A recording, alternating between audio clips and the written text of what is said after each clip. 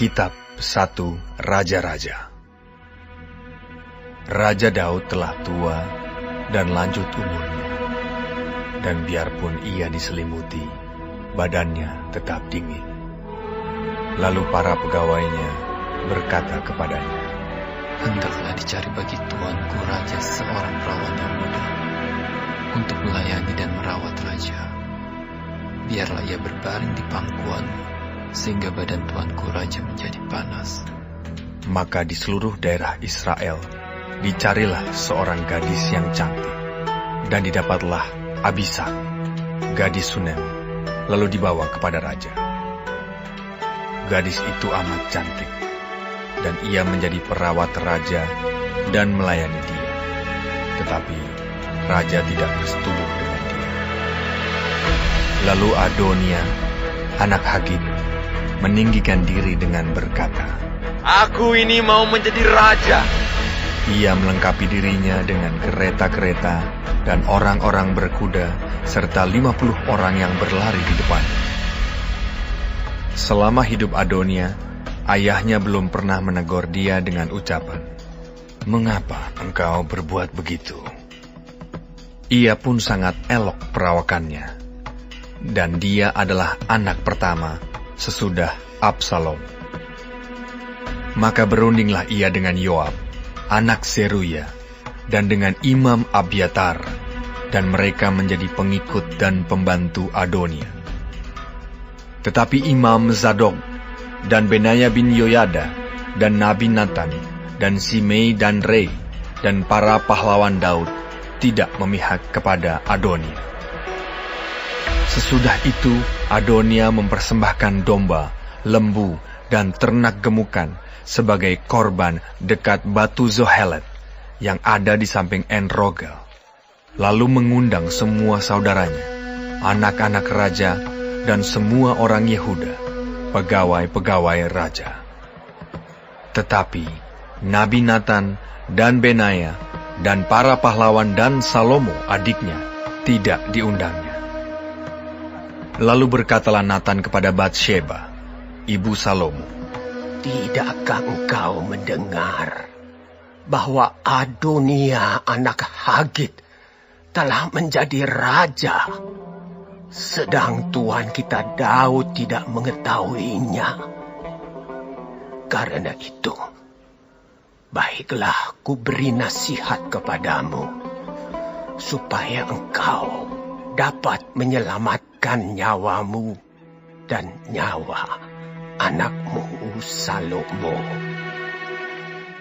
Pergilah masuk menghadap Raja Daud dan katakan kepadanya, bukankah tuanku sendiri, ya rajaku, telah bersumpah kepada hambamu ini, anakmu Salomo akan menjadi raja sesudah aku, dan dialah yang akan duduk di atas tahtaku. Mengapakah sekarang Adonia menjadi raja? Dan selagi engkau berbicara di sana dengan raja, aku pun akan masuk pula dan menyokong perkataanmu itu." Jadi masuklah Batsheba menghadap raja ke dalam kamarnya. Waktu itu, raja sudah sangat tua, dan Abishag, gadis Sunem itu, melayani raja. Lalu Batsheba berlutut dan sujud menyembah kepada raja. Raja bertanya, "Ada yang kau ingini?" Lalu perempuan itu berkata kepadanya, "Tuanku sendiri telah bersumpah demi Tuhan Allahmu kepada hambamu ini, anakmu Salomo akan menjadi raja sesudah aku, dan ia akan duduk di atas tahtaku. Tetapi sekarang, lihatlah, Adonia telah menjadi raja, sedang tuanku raja sendiri tidak mengetahuinya. Ia telah menyembelih banyak lembu, ternak gemukan, dan domba, dan telah mengundang semua anak raja dan Imam Abiatar dan Yoab, panglima itu. Tetapi hambamu Salomo tidak diundangnya.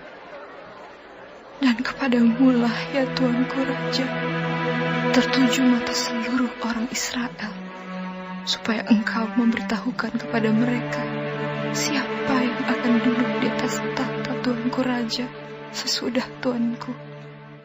Nanti aku ini dan anakku Salomo dituduh bersalah.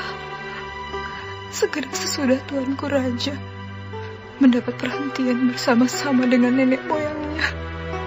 Selagi Batsheba berbicara dengan raja, datanglah Nabi Natan. Diberitahukan kepada raja. Itu ada Nabi Natan. Masuklah ia menghadap raja, lalu sujud menyembah kepada raja dengan mukanya sampai ke tanah. Natan berkata, "Ya, Tuanku Raja, Tuanku sendirilah rupa-rupanya yang telah berkata, Adonia akan menjadi raja sesudah aku, dan ia akan duduk di atas tahtaku. Sebab pada hari ini, ia telah menyembelih banyak lembu, ternak gemukan dan domba. Ia mengundang semua anak raja, para panglima dan imam Abiatar. Dan sesungguhnya mereka sedang makan minum di depannya sambil berseru, Hidup Raja Adonia! Tetapi hambamu ini dan Imam Zadok dan Benaya bin Yoyada dan hambamu Salomo tidak diundangnya. Jika hal ini terjadi dari pihak Tuanku Raja, maka engkau tidak memberitahu hamba-hambamu ini siapa yang akan duduk di atas tahta Tuanku Raja sesudah Tuanku." Lalu Raja Daud menjawab, katanya, Panggillah Batsheba. perempuan itu masuk menghadap raja dan berdiri di depannya. Lalu raja bersumpah dan berkata, Demi Tuhan yang hidup, yang telah membebaskan nyawaku dari segala kesesakan, pada hari ini aku akan melaksanakan apa yang kujanjikan kepadamu. Demi Tuhan Allah Israel, dengan sumpah ini, anakmu Salomo akan menjadi raja sesudah aku, dan dialah yang akan duduk di atas tahtaku, menggantikan aku. Lalu Batsheba berlutut dengan mukanya sampai ke tanah. Ia sujud menyembah kepada raja dan berkata, Hidup Tuanku Raja Daud untuk selama-lamanya. Lagi kata Raja Daud, Panggillah Imam Zadok, Nabi Natan, dan Benaya bin Yoyada. mereka masuk menghadap raja, dan raja berkata kepada mereka, Bawalah para pegawai tuanmu ini, naikkan anakku Salomo ke atas bagal betina kendaraanku sendiri, dan bawa dia ke Gihon. Imam Zadok dan Nabi Natan harus mengurapi dia di sana, menjadi raja atas Israel. Kemudian kamu meniup sangkakala dan berseru, Hidup Raja Salomo. Sesudah itu kamu berjalan pulang dengan mengiring dia. Lalu ia akan masuk dan duduk di atas tahtaku, sebab dialah yang harus naik tahta menggantikan aku dialah yang kutunjuk menjadi raja atas Israel dan Yehuda. Lalu Benaya bin Yoyada menjawab raja, Amin. Demikianlah kiranya firman Tuhan, Allah Tuanku Raja. Seperti Tuhan menyertai Tuanku Raja, demikianlah kiranya ia menyertai Salomo. Semoga ia membuat tahta Salomo lebih agung dari tahta Tuanku Raja Daud. Lalu pergilah Imam Zadok, Nabi Natan, dan Benaya bin Yoyada dengan orang Kreti dan orang Pleti. Mereka menaikkan Salomo ke atas bagal betina Raja Daud dan membawanya ke Gihon. Imam Zadok telah membawa tabung tanduk berisi minyak dari dalam kemah, lalu diurapinya Salomo. Kemudian sangkakala ditiup dan seluruh rakyat berseru. Sesudah itu, seluruh rakyat berjalan di belakangnya sambil membunyikan suling dan sambil bersukaria ramai-ramai, sampai seakan-akan bumi terbelah oleh suara mereka. Hal itu kedengaran kepada Adonia dan kepada semua undangan yang bersama-sama dengan dia ketika mereka baru habis makan. Ketika Yoab mendengar bunyi sangkakala itu, ia berkata, Apakah sebabnya kota begitu ribut? Selagi ia berbicara, datanglah Yonatan anak Imam Abiatar. Lalu Adonia berkata, Masuklah, sebab engkau seorang kesatria, dan tentulah engkau membawa kabar baik. Tetapi Yonatan menjawab Adonia, Tidak, Tuan kita Raja Daud telah mengangkat Salomo menjadi raja.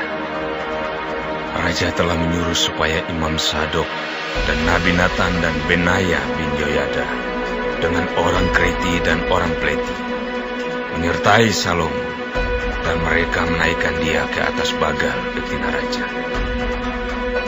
Imam Zadok dan Nabi Natan mengurapi dia di Gihon menjadi raja. Dan dari sana mereka sudah pulang dengan bersukaria, sehingga kota menjadi ribut. Itulah bunyi yang kamu dengar tadi. Salomo sekarang duduk di atas tahta kerajaan. Juga pegawai-pegawai raja telah datang mengucap selamat kepada Tuan kita Raja Daud dengan berkata, Kiranya Allahmu membuat nama Salomo lebih masyhur daripada namamu, dan tahtanya lebih agung daripada tahtamu. Dan raja pun telah sujud menyembah di atas tempat tidurnya. Dan beginilah katanya, Terpujilah Tuhan Allah Israel, yang pada hari ini telah memberi seorang duduk di atas tahtaku, yang aku sendiri masih boleh saksikan. Maka semua undangan Adonia itu terkejut, lalu bangkit dan masing-masing pergi menurut jalannya. Takutlah Adonia kepada Salomo, sebab itu ia segera pergi memegang tanduk-tanduk mezbah. Lalu diberitahukanlah kepada Salomo, Ternyata Adonia takut kepada Raja Salomo, dan ia telah memegang tanduk-tanduk mezbah, serta berkata, Biarlah Raja Salomo lebih dahulu bersumpah mengenai aku, bahwa ia takkan membunuh hambanya ini dengan pedang. Lalu kata Salomo, Jika ia berlaku sebagai kesatria, maka sehelai rambut pun dari kepalanya tidak akan jatuh ke bumi. Tetapi jika ternyata ia bermaksud jahat, haruslah ia dibunuh. Dan Raja Salomo menyuruh orang menjemput dia dari mezbah itu. Ketika ia masuk, sujudlah ia menyembah kepada Raja Salomo. Lalu Salomo berkata kepadanya, Pergilah ke rumahmu.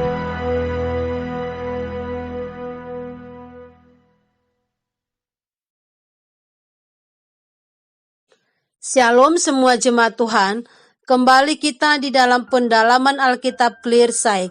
Sekarang kita sudah memasuki kitab 1 Raja-Raja 1. Tuhan Yesus memberkati.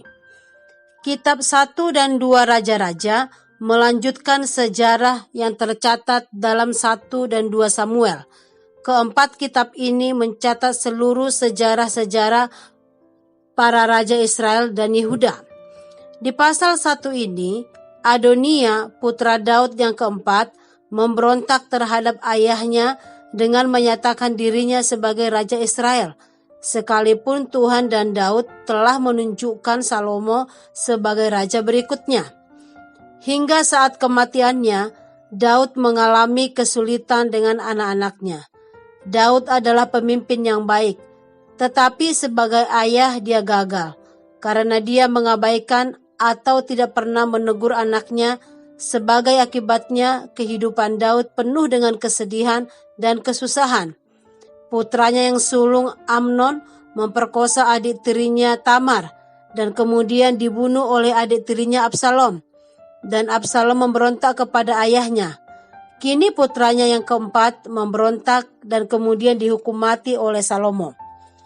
Karena Daud gagal menaati kehendak Tuhan mengenai keluarganya, ia mengalami kesusahan silih berganti.